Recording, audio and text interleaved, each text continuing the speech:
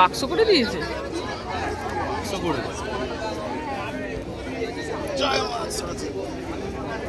নমস্কার বন্ধুরা, আমি সুস্মিতা।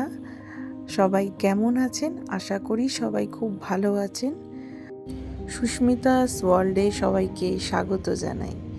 আমি আবার একটা নতুন ব্লগ নিয়ে আপনাদের কাছে চলে এসেছি। ব্লগটা শেষ পর্যন্ত দেখার অনুরোধ রইল। কেমন লাগলো ব্লগটা অবশ্যই পুরো ভিডিওটা দেখে আমাকে জানাবেন। লাস্ট শনিবার ছিল সরস্বতী পুজো, তার আগের দিন সন্ধেবেলা আমরা চলে গেছিলাম ঠাকুর কিনতে। আর সরস্বতী পুজো মানেই মনে পড়ে ছোটোবেলার দিনগুলোকে আবার নতুন করে ফিরে পাওয়া। আমাদের কুদঘাট মেট্রোর কাছে একটা বাজার আছে, বাজারের পাশেই এই মাঠটি অবস্থিত। এই মাঠের প্রত্যেক বছরই লক্ষ্মী পুজো, সরস্বতী পুজো, আমি দুর্গা পুজোটা ঠিক বলতে পারবো না, আমি কোনোদিন আসিনি।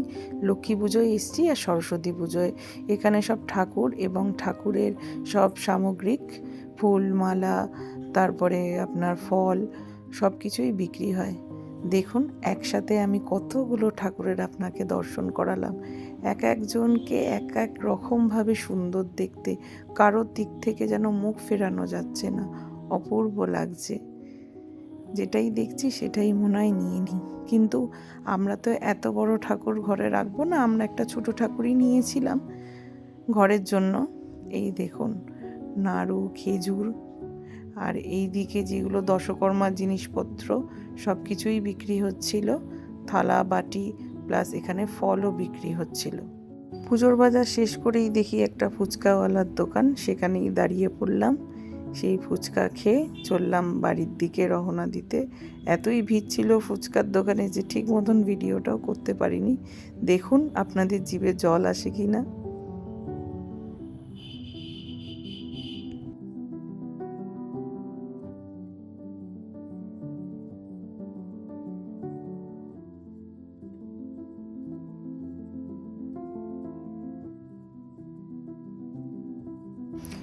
এখন প্রায় বাজে ভোর 5:30। সকাল সকাল ঘুম থেকে উঠে স্নান করে মায়ের জন্য তো ভোগ বসাতে হবে, তাই জন্য সব সরঞ্জাম করে রেডি হয়ে বসে পড়লাম পুজোর আয়োজন করতে। একের পর এক রান্না দেখতে থাকুন, সব রান্নাই আমি এখানে দেখাচ্ছি প্রথম থেকে। প্রথমেই করে নেব 5 রকম ভাজা। 5 রকম ভাজার মধ্যে ছিল কুমড়ো, শিম, মিষ্টি আলু, আলু আর বেগুন ভাজা।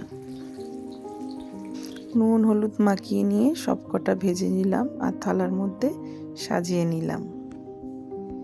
এরপরেই বসাবো হচ্ছে খিচুড়ির সাথে যেটা ভালো লাগে, লাবড়ার তরকারি।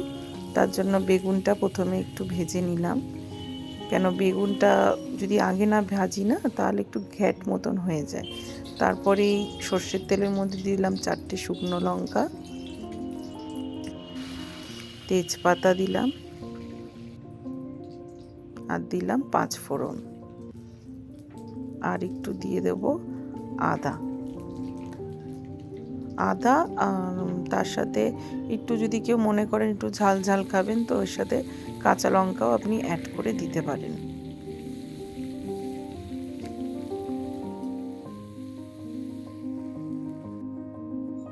এরপরে দিয়ে দেব থোড়। এই যে দেখছেন সব সবজিগুলো কাটা, এইসব সবজি আমার শাশুড়ি কেটে দিয়েছে। আমি কখনোই নিজের ক্রেডিট নেব না, আমার শাশুড়ি মা আগাগোড়াই সব কিছু কেটে দেয় আর আমি টুকটুক করে রান্নাগুলো করতে থাকি। তো থোড়ের পরে একটু আলু দিয়েছিলাম, ওইগুলো 2-5 মিনিট ভাজার পরে যে বাকি যে সবজিগুলো ছিল সেগুলো সব দিয়ে দিয়েছিলাম, কুমড়ো, শিম, ঝিঙেও দিয়েছিলাম। অনেকে আবার এর সাথে বরবটিও দেন, তো বরবটি চাইলে বরবটিও দিতে পারেন। আর একদিকে দেখুন আমি ডালটাকে খিচুড়ি করব বলে যে মুগের ডালটাকে একটু ভেজে নিলাম একটা সুন্দর গন্ধ বেরোনো পর্যন্ত। এদিকে আমি এর মধ্যে আবার বাঁধাকপিও অ্যাড করেছি আর ফুলকপিও অ্যাড করেছি। এটা আমি কাঠখোলায় ভেজে রেখেছিলাম, ওটা একটু ঠান্ডা হওয়ার পর হালকা একটু জল দিয়ে ধুয়ে নেব, আর একটুখানি হাঁড়ির মধ্যে একটু হলুদ দিয়ে আর নুন দিয়ে জলটা যখন ফুটবে তখন আমি ডালটা দিয়ে দেব। এই দেখুন লাবড়ার তরকারি রেডি। এই যে ডালও দিয়ে দিয়েছি, এদিকে আমি তৈরি করছি খিচুড়ির জন্য মশলা। খিচুড়ির মধ্যে মশলা বলতে আমি আদা দিয়েছিলাম, কাঁচা লঙ্কা দিয়েছিলাম, দিয়ে একটা পেস্ট বানিয়ে নিয়েছিলাম। আর ছিল আপনার জিরে গুঁড়ো ছিল, মানে গোটা জিরে, সেটাকেও একসাথে পেস্ট করে নিয়েছিলাম। পেস্ট করে একটু সর্ষের তেল দিয়ে শুকনো লঙ্কা তেজপাতা দিয়ে ফোড়ন দিয়েছিলাম, তার মধ্যে একটু টমেটো অ্যাড করেছিলাম। আর এক্সট্রা বলতে এর মধ্যে একটু আপনার কাশ্মীরি লঙ্কার গুঁড়ো, আর যদি একটু ঝাল খান একটু ঝাল, আর একটুখানি নুন চিনি দিয়ে দেবেন, আর একটু টমেটো দিয়ে দিয়েছিলাম। টমেটো কাঁচা গন্ধটা যাওয়া পর্যন্ত আপনি কষতে থাকবেন। তারপরে ওটা যখন কষা হয়ে যাবে তখন ওটা খিচুড়ির মধ্যে অ্যাড করতে হবে। আর খিচুড়ির চালটা আমি আগে থেকেই ধুয়ে রেখেছিলাম। ডালটা যখন হালকা দেখবেন একটু ফেটে ফেটে যাচ্ছে, তখনই খিচুড়ির চালটা ওর মধ্যে অ্যাড করবেন। তারপরে হয়ে গেলে মশলাটা কষানো, তার মধ্যে খিচুড়ির মধ্যে ঢেলে দেবেন, ব্যাস খিচুড়ি রেডি। আর একটা জিনিস বলে দিই, এই লাবড়ার তরকারি একটা ভাজা মশলাও আমি দিয়েছিলাম, সেটা যদি কেউ জানতে চান তো কমেন্ট করবেন, আমি অবশ্যই বলে দেবো। খিচুড়িতেও একটা ভাজা মশলা ঘি দিয়ে আমি নামিয়েছিলাম। এই যে এখানে আবার পায়েস বসিয়ে দিয়েছি, আর এইদিকে চাটনির সরঞ্জাম আমি করেছিলাম খেজুর, আমসত্ত্ব আর টমেটো দিয়ে চাটনি।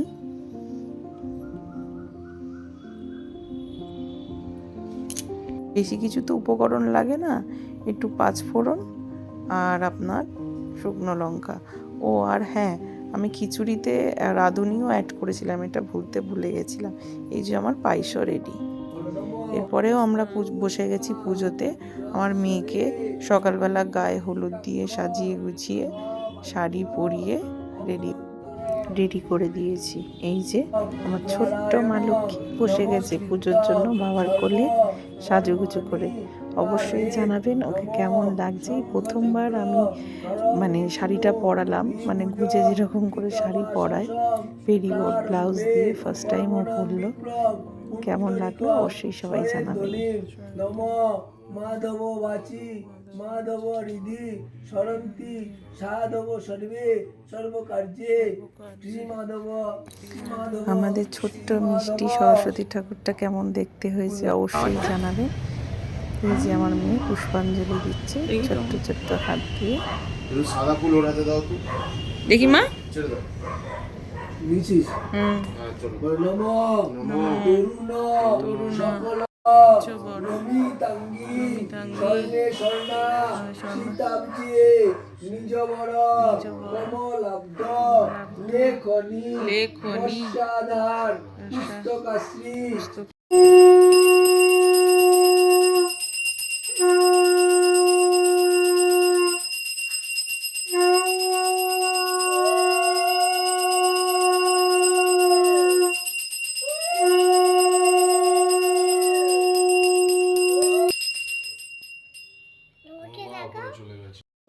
কি পুজো বলো? সরস্বতী পুজো।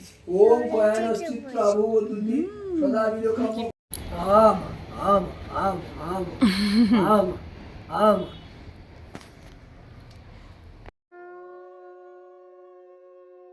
নারায়ণকে ঠাকুরমশাই তুলে নিলেন, এবারে ঠাকুরমশাই চলে গেলেন। এই যে দেখুন সামনে থেকে আমার মায়ের দর্শন আমি করাচ্ছি।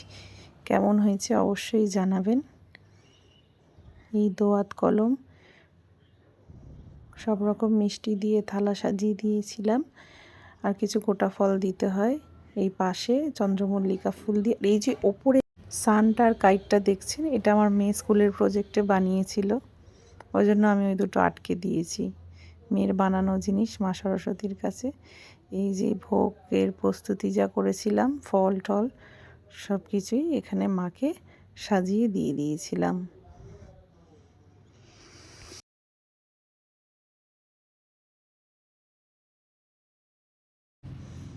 এখন সব নিজের হাতেই করতে হয়, ছোটোবেলা মা করতো দেখতাম, আর এখন সব নিজের হাতেই করা। এখন যা হোক মা হয়েছি, মেয়ের দায়িত্ব তো নিতেই হবে। এটা হচ্ছে আমাদের পরের দিনের, মানে সরস্বতী পুজো পরের দিনের ভিডিও।